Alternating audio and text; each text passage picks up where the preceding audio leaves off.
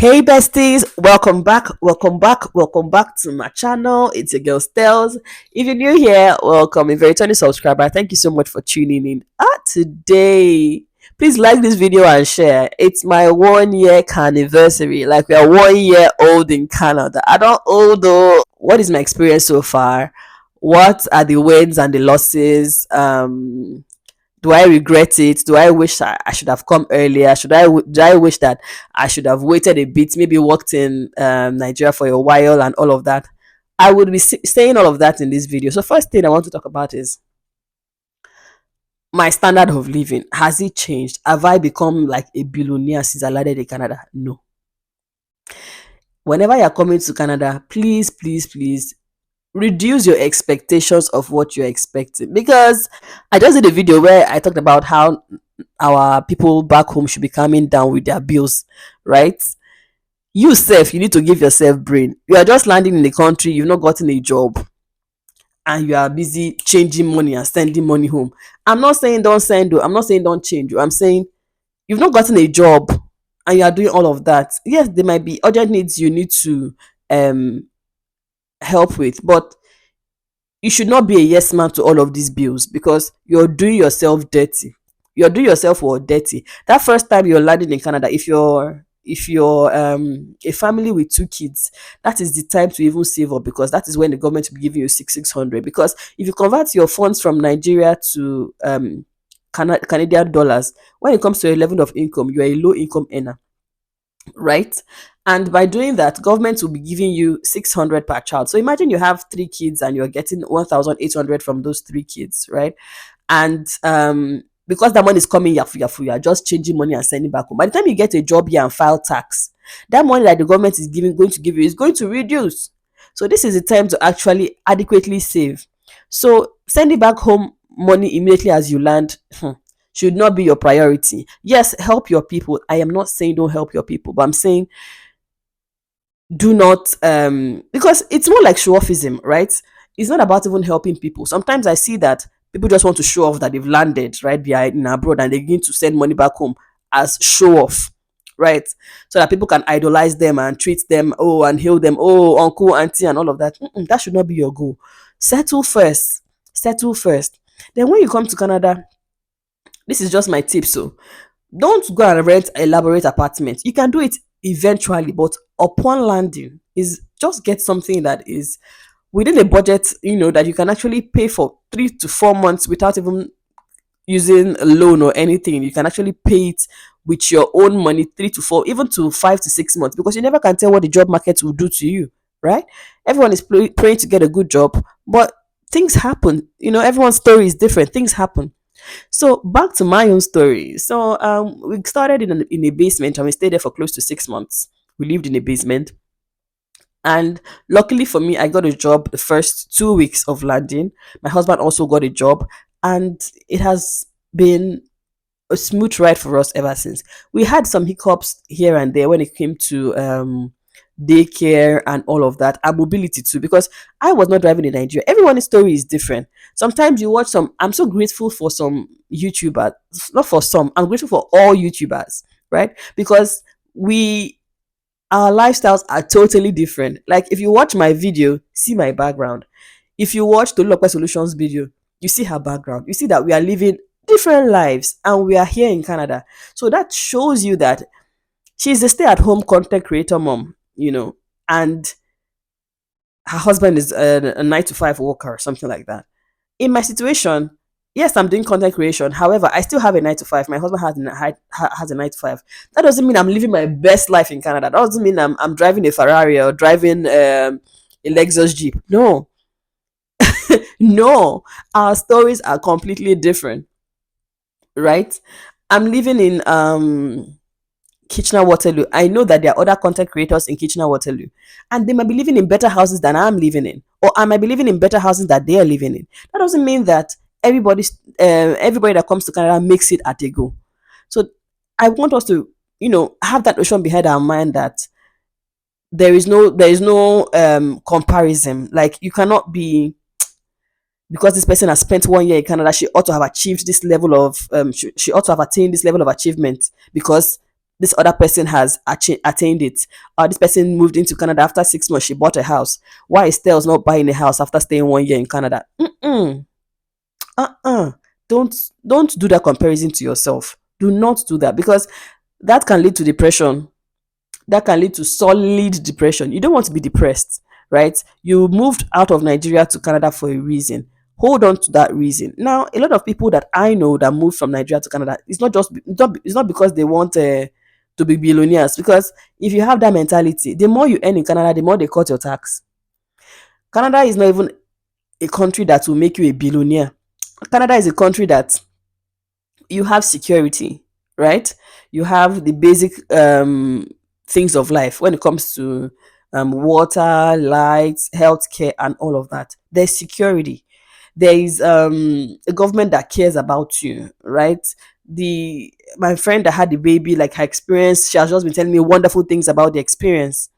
So do not make that, you already know that these are the things that you're here for, but because you've not broken the bank with your savings, you are now feeling somehow. Don't feel anyhow, oh.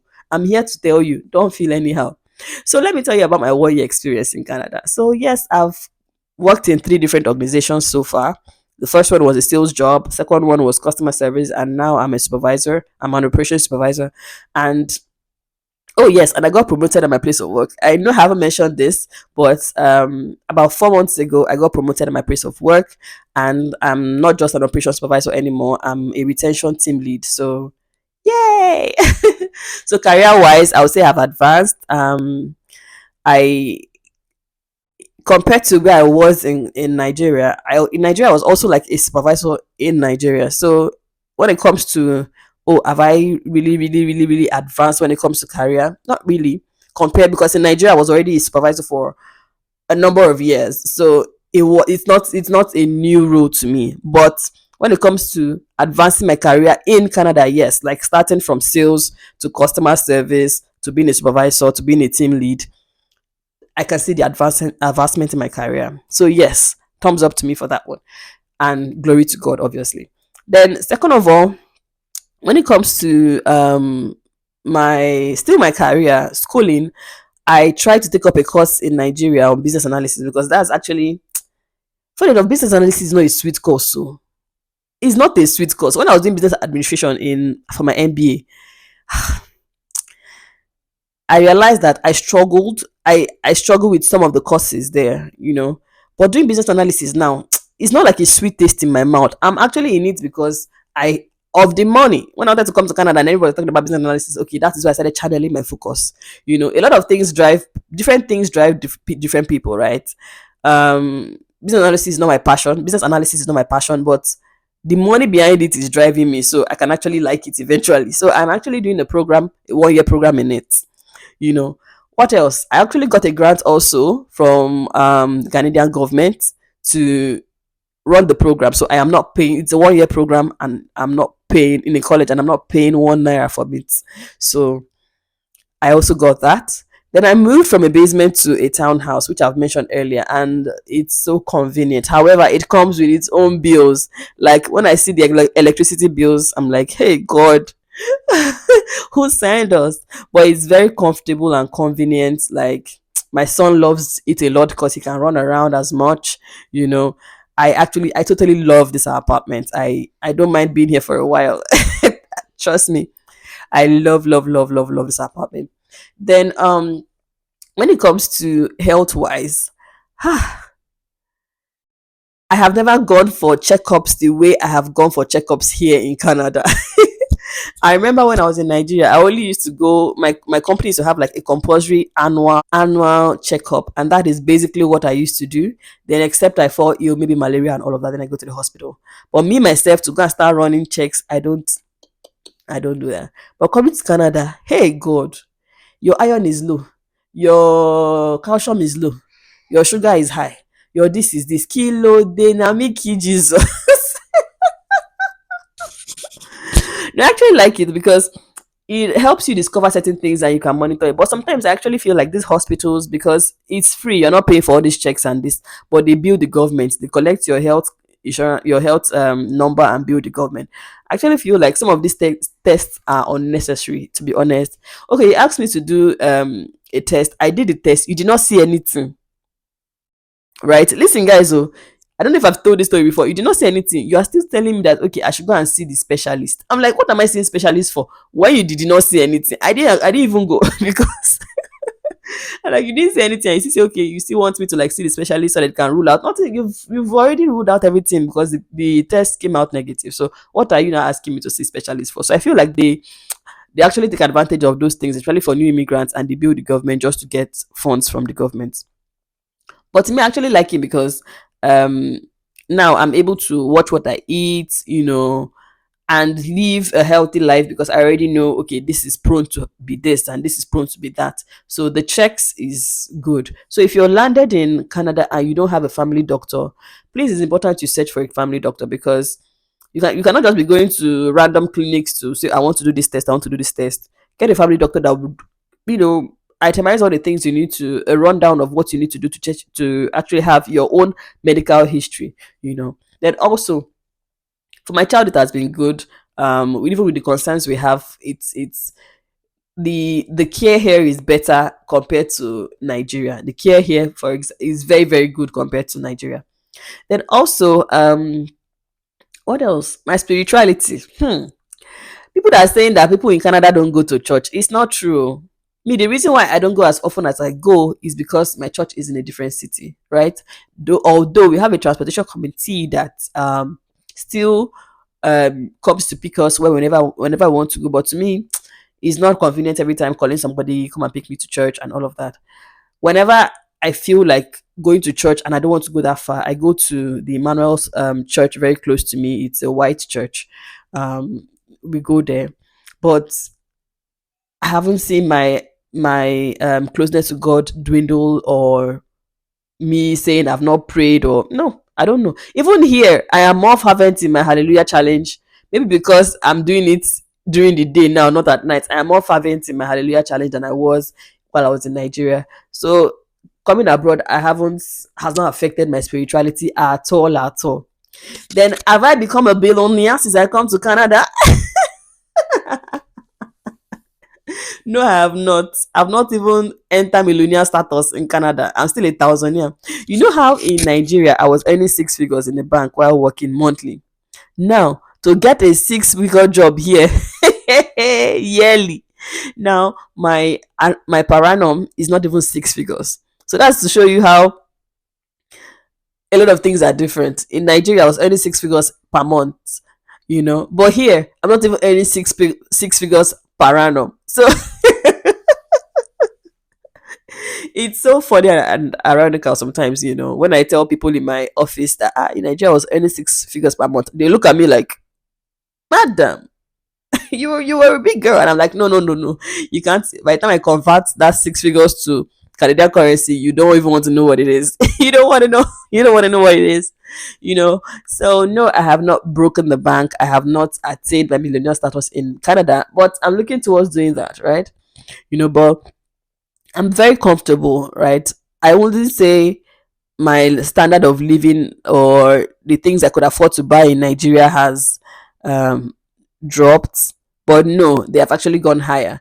There are some things in Nigeria. If I was in Nigeria, that I wouldn't think about buying, but here I can actually buy them because yeah, I can go to IKEA and buy some furnitures and all of that. When I was in Nigeria, which online vendor am I going to go and buy furnitures from?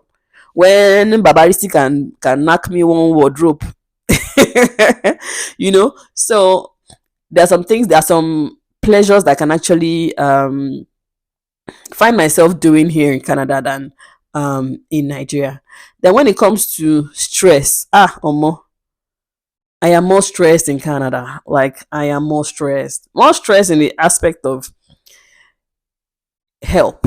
Like it's just myself and my partner. There is no mommy anywhere. There is no my nanny in Nigeria was Vera. There is no Vera anywhere. There is no I the luxury of changing nannies in Nigeria was just is like I had three nannies.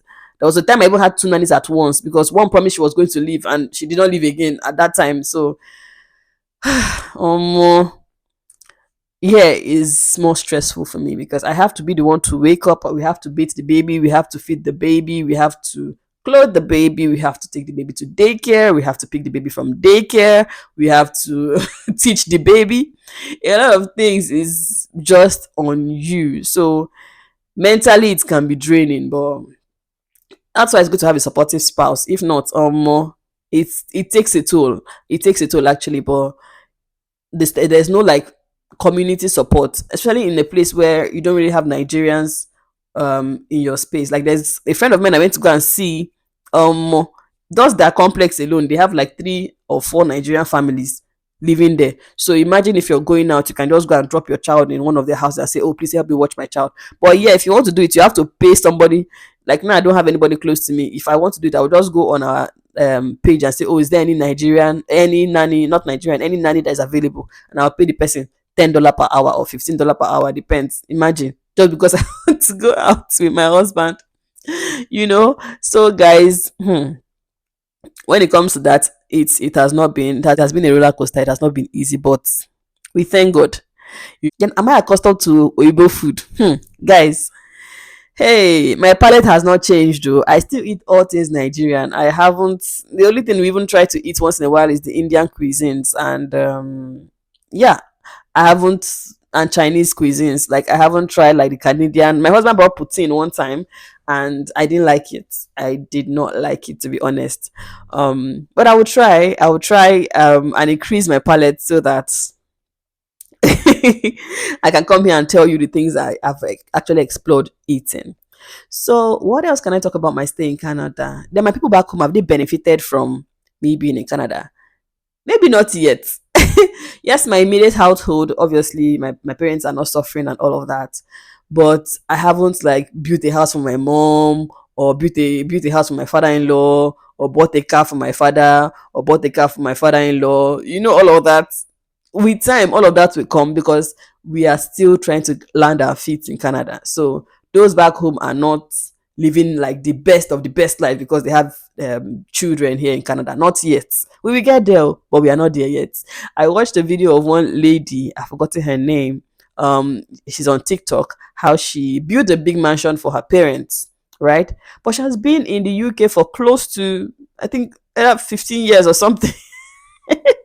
And I'm like, yo. I think she's a nurse or so. I can't remember the story, but she has been in UK for a long time, you know. So everybody is actually praying that we succeed. Families back home are actually praying that we succeed because they also have a lot of things to benefit from it, right? Yes. So what else can I talk about being here in Canada? Then my intimacy with my husband, hubby. Back then in Nigeria, we used to go on dates. Like we used to go see the movies. I love to see the movies a lot, especially with my husband. We used to go to see the movies. We just randomly one Saturday go to the cinema, myself and my husband.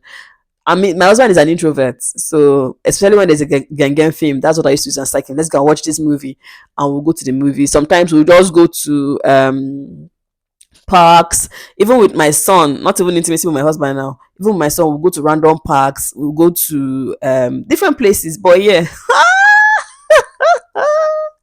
I'm not saying those places don't exist, but by the time you look at one or two, like in Nigeria, it's easy to just book an Uber. We're not driving in Nigeria. Myself, neither was my husband driving.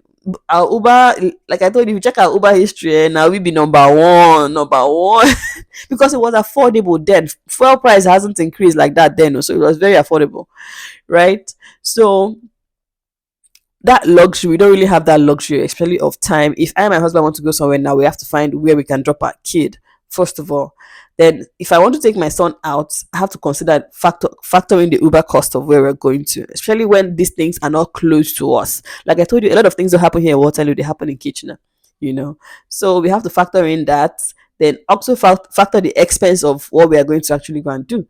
um just There's no fun here in Canada. There are places you can actually catch groove and catch cruise and all of that, but like in Nigeria where there are parties, maybe you're going for one event, you and your husband will it's just like a date too. You know, you and your husband will just go for one event, one party, one birthday, one. But here, a lot of birthdays are even celebrated like indoor, like house parties and all of that. So It's not when it comes to that aspect, it's like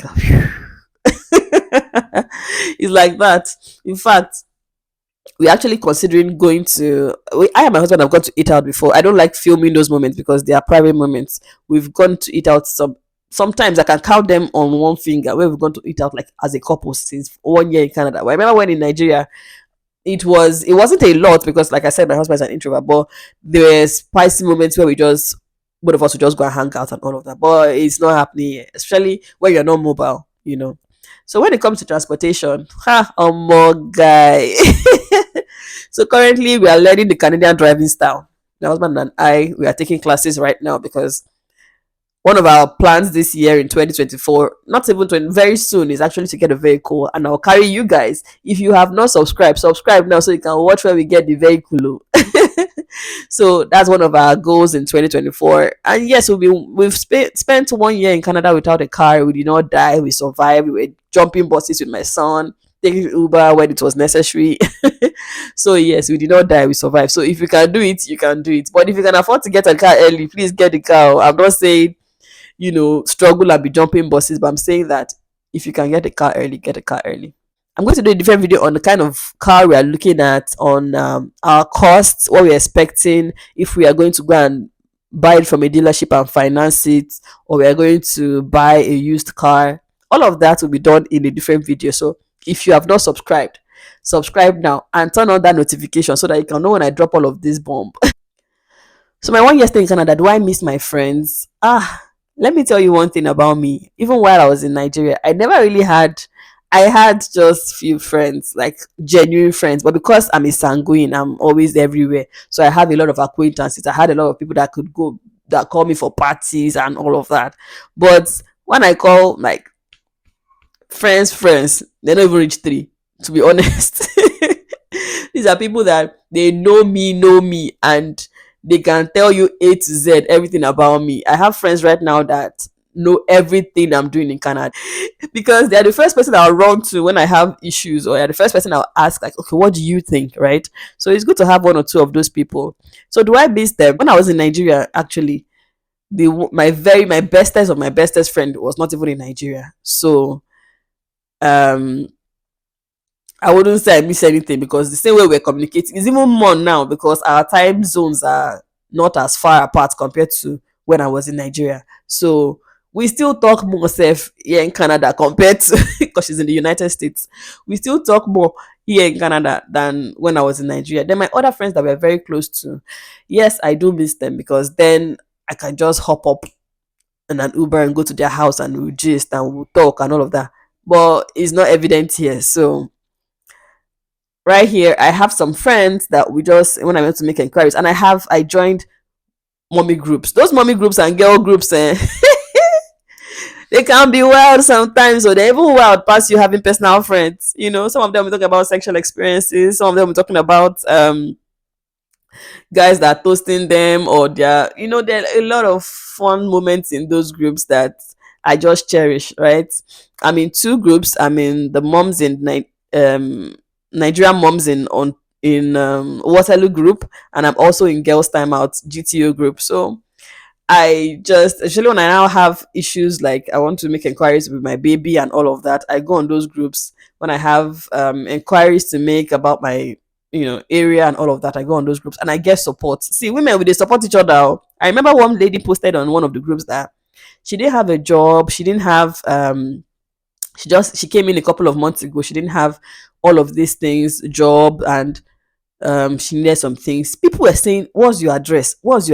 Even me, I DM the lady, I'm like, send me your resume, my office is recruiting and all of that. So women support women. That one I would not even lie, we actually support our own. But women also stop women. Like I know some ladies at my place of work that they will not even say hi to you, even the ones you and they're Nigerians, so even the ones you even say hi to self will carry face. So me, I've learned my lesson.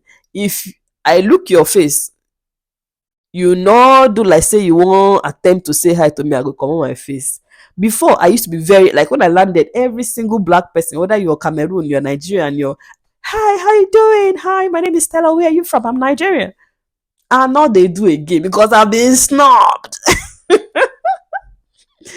I've been snubbed. So that bit it shocked me in some fronts. It actually shocked me in some fronts. So guys, I do have a community. I'm not lacking. I am not depressed when I have to make inquiries, when I have to air my views, even registering my son for school because my son is supposed to start school September this year. He'll be 4 this year.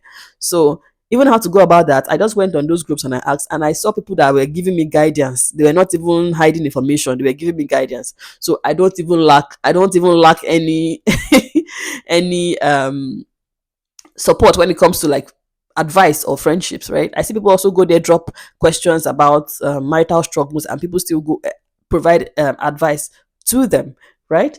Then movie recommendations, when I go there, ask, I beg, who don't watch recent film? Oh?" People begin to drop, you know. So once in a while they do organize hangouts and all of that. I haven't attended any, but I actually plan to attend the next one that they would have, right? So um education wise, I can't speak on that for my son because he hasn't started school, but I know that the education here is slow. Let me just break it down for you guys. The education here is slow. A lot of Nigerian moms that are here still have their Nigerian teachers do Zoom call with their children to put them through certain things, because junior kindergarten and till even you enter elementary now, nonsense then they do. They're just coloring, playing, singing, and all of that. In Nigeria now, a child has already known how to count 1 to 100. It's not the same thing here.